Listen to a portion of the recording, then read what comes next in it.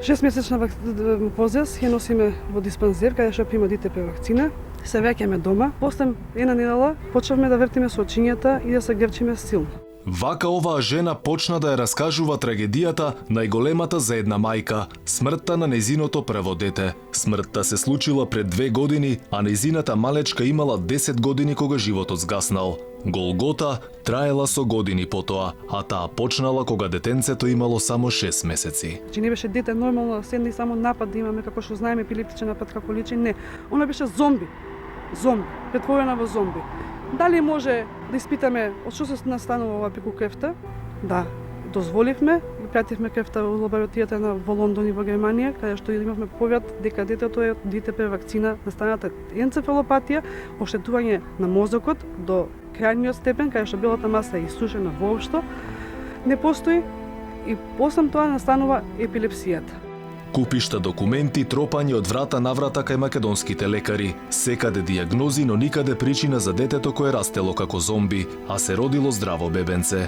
Продале стан, вложиле заштеда, накид и се што имале. Стигнале до Словенија, откако македонските лекари кои ја ставиле под многобројни терапии и лекарства кренале раце, а состојбата на малечката драстично се влошувала. Имавме испитување ЕГ, крвна слика и други работи, каде што ни открива дека на детето добило епилепсија.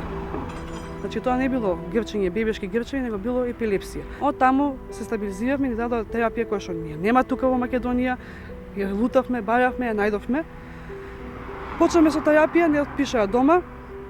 И нели контроли, меѓутоа лек не можевме да најдеме воопшто тука. По словенечките интервенирање родителите добиле надеж, оти состојбата на девојчето почнала да се подобрува, но на 10 годишна возраст незиното срце веќе не можело да ги издржи борбите со лековите и силните долгогодишни терапии. Но потеклото на причината за смртта останува енигма. Никогаш никој не ја утврдил. Пред тоа била премногу изложена на погрешни терапија и срценцето не издржа воопшто.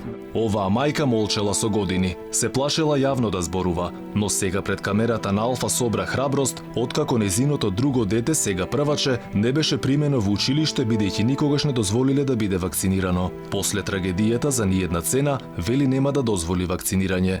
Станува збор за училиштето Блаже Коневски во Скопски аеродром. Телевизија Алфа беше во Блаже Коневски. Директорката ни објасни што се случува, но не во камера. Оти рече дека немала дозвола да даде изјава. Објасни дека не само ова прваче, туку и сите останати без разлика што имале документ од општината дека треба да почнат во училиште, нема да бидат примени оти не биле вакцинирани.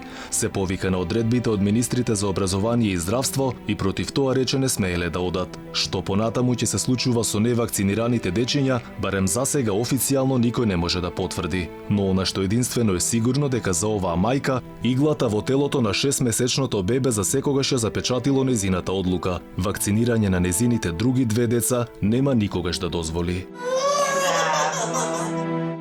Јас да вакцинирам после смртен случај не може.